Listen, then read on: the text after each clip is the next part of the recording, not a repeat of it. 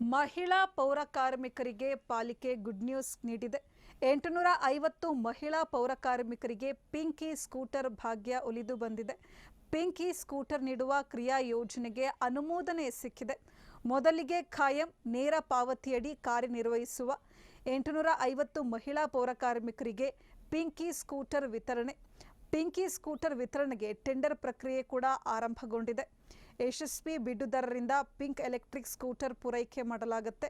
ಚಾಲನಾ ತರಬೇತಿ ನೀಡಿ ಡ್ರೈವಿಂಗ್ ಲೈಸೆನ್ಸ್ ಕೊಡಿಸೋದಲ್ಲದೆ ಉಚಿತವಾಗಿ ಕೌಶಲ್ಯಾಧಾರಿತ ತರಬೇತಿ ನೀಡೋದಕ್ಕೆ ಪಾಲಿಕೆ ನಿರ್ಧಾರವನ್ನು ಕೈಗೊಂಡಿದೆ.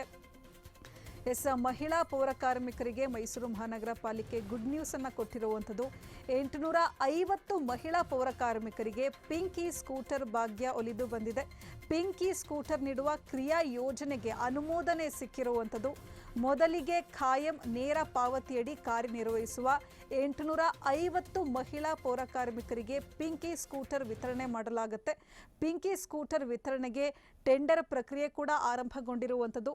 ಯಶಸ್ವಿ ಬಿಡುದಾರರಿಂದ ಪಿಂಕ್ ಎಲೆಕ್ಟ್ರಿಕ್ ಸ್ಕೂಟರ್ ಪೂರೈಕೆ ಮಾಡಲಾಗುತ್ತೆ.